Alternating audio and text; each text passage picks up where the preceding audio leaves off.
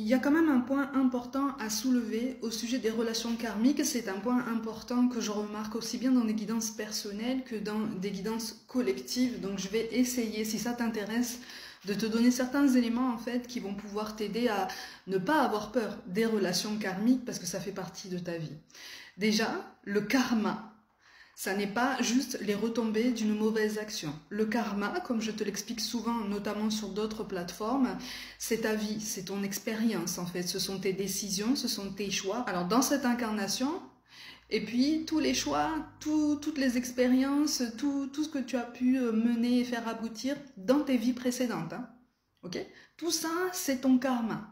À partir du moment où tu as décidé, avant de t'incarner dans cette vie-là, d'expérimenter certaines choses, c'est ton karma. Donc tu arrives avec un bagage karmique qui est plus ou moins élaboré, qui est plus ou moins évolué, et c'est à toi après, par tes décisions, par ta volonté, par tous les outils en fait que tu mets à ta disposition pour avancer, c'est à toi de comprendre ce que tu souhaitais expérimenter. Okay?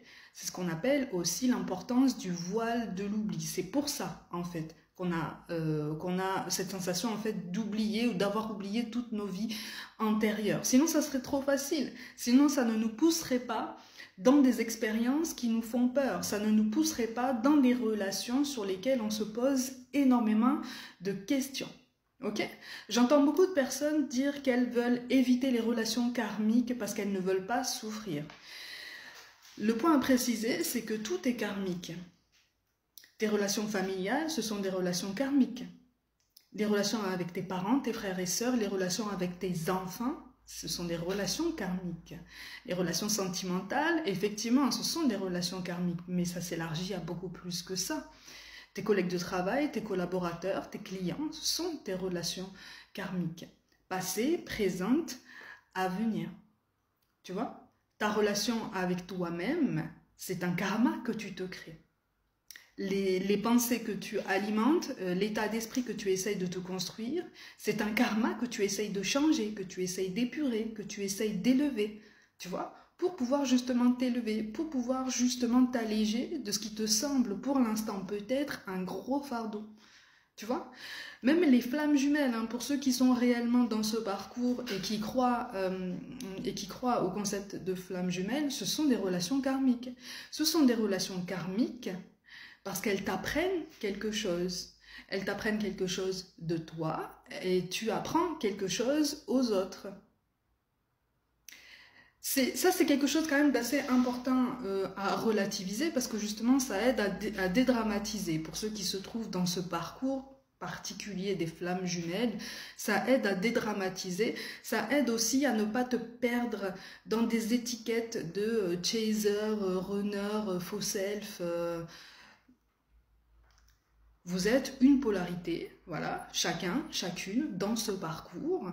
Comme dans tout parcours hors flamme jumelle, en fait, vous êtes une polarité, vous êtes une énergie. Et en fait, à chacun de voir comment on évolue, à chacun de voir ce qu'il comprend. Les relations karmiques sentimentales, puisque visiblement ce sont celles qui font le plus peur, elles ne sont pas moins divines que les relations de flamme jumelle. Elles ne sont pas moins divines parce que nous-mêmes, on a notre part de divin. Si effectivement tu te fermes à cette possibilité, si effectivement tu te fermes à cette vision, tu vas porter, encore une fois pour ceux qui sont dans ce parcours, le parcours FJ au rang de réunion divine, au rang en fait de relation beaucoup plus importante et primordiale en fait sur toutes les autres. Elle a une intensité particulière. Elle a un enseignement particulier. Mais toutes les autres aussi. Toutes les autres aussi. La relation à toi-même n'est pas seulement alimentée par un potentiel parcours flamme jumelle ou l'éducation que tu as reçue. La relation à toi-même, elle est alimentée par ta liberté en fait de raisonner ta propre vie, de réfléchir, c'est conditionné aussi par ton réflexe, de te faire ton propre raisonnement sur quelqu'un, sur une situation, sur toi-même, sur ta façon de penser, sur tes choix, sans forcément juger, sans forcément poser de conclusions comme ça hâtives et sans appel. Tu peux changer d'avis, tu peux ouvrir les yeux, tu peux choisir de t'éloigner. C'est en faisant face à son karma, c'est en faisant face à toutes ces relations karmiques et à la prise de conscience que tout est karma, tout est signe, tout est synchronicité, tout est énergie, que tu vas pouvoir alléger ton état d'esprit et que tu vas pouvoir changer la façon dont tu appréhendes tout ce que tu traverses dans ta vie. Ça va t'aider à prendre du recul, ça va t'aider à remettre en fait sur une juste proportion tout ce qui te pose souci et tout ce qui visiblement a blessé ton cœur. Tu vois? À partir du moment où une relation, même amicale, hein, qui peut t'amener à une forte déception, te fait réfléchir, cette relation a touché son objectif, puisqu'elle te fait réfléchir. Qu'elle fasse réfléchir la personne en face, que ce soit un ami, une relation sentimentale ou une familiale ou qu'importe, c'est même pas la question en fait. Ce qui t'intéresse toi, ce qui devrait t'intéresser toi, c'est ce que ça te fait comprendre en fait, ce que ça te fait apprendre, ce que ça te fait assimiler. Et comment est-ce que tu vas pouvoir utiliser dans ta vie future, ici, là, dès maintenant, ce que tu es en train d'apprendre de toutes tes relations passées et présentes. Le karma n'est pas mauvais. La notion de karma n'est pas péjorative. Le karma, c'est aussi des relations qui se passent très bien, qui s'améliorent. À partir du moment où, par exemple, tu arrives à établir une réconciliation entre toi et quelqu'un qui tient une place importante dans ta vie, vous êtes en train de créer un karma. Vous êtes en train de créer de nouvelles énergies, aussi bien individuelles qu'ensemble. Et là, tu changes les choses. Là, tu changes la donne. Tu vois? Là, tu changes le pouvoir que tu as sur ta vie. Tu changes le pouvoir que tu as sur tes décisions. Tu changes le pouvoir que tu as sur la gestion de tes émotions. Ce qu'on veut ici dans ton incarnation et dans les incarnations précédentes et à venir, hein, parce que même si tu veux pas, hein, tu reviendras quand même. Tu choisiras quand même d'expérimenter certaines choses. À partir du moment où tu allèges cet état d'esprit, ça t'aide vraiment à prendre des décisions en conscience et ça t'aide vraiment à prendre conscience que y a une solution à tout. Il y a une solution à tout.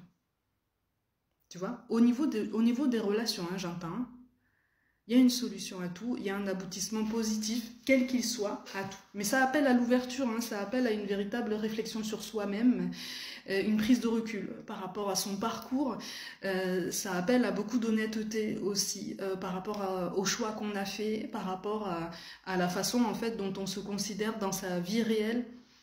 Quelle est la place que tu te donnes dans tes rapports aux autres? Je te le dis souvent, hein, mais c'est très important.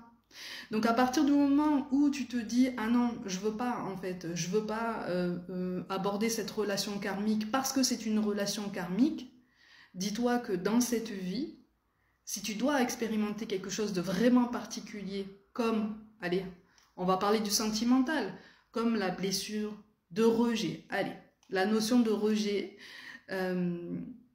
tu dois l'expérimenter, ou en tout cas tu as choisi de l'expérimenter dans ta vie pour pouvoir la surmonter, pour pouvoir vraiment transcender tout ça et passer à autre chose, mais passer à autre chose dans d'autres vies, hein, ok? Si à partir du moment où tu sens que croise ta route une personne qui a ce profil et qui va au final t'amener vers cette sensation de rejet, si tu l'évites, hein, si tu l'évites ou si tu n'essayes pas, si tu veux d'en comprendre quelque chose, on n'est pas en train de t'encourager à te plonger dans une relation avec cette personne, hein, mais si tu ne comprends pas en fait la teneur de cette relation et la raison pour laquelle cette personne est amenée sur ton chemin, d'autres personnes avec le même profil, avec la même blessure de rejet, avec le même enjeu, vont être présentées aussi bien dans cette vie que dans la vie qui suit, si tu choisis vraiment de fermer la porte à tout ça. Tu vois? Ça peut jouer aussi sur ta capacité à accepter d'être aimé, à accepter de refaire confiance à quelqu'un. Ça appelle à beaucoup de confiance en soi, ça appelle à beaucoup d'amour de soi-même aussi, beaucoup d'estime de soi-même, ça appelle à beaucoup de discernement. C'est pour ça que pour certains d'entre nous, certains d'entre vous, pour tout le monde en fait, certains moments de la vie peuvent sembler assez compliqués, assez sombres, mais en fait ce sont les moments qui, avec le recul, nous aident à comprendre qu'en fait on en retire le plus grand des enseignements et les plus beaux outils pour pouvoir évoluer et s'en sortir. Donc ne t'inquiète pas pour tes relations karmiques, c'est ta vie, ce sont tes expériences et surtout ce sont tes choix, tu as le pouvoir.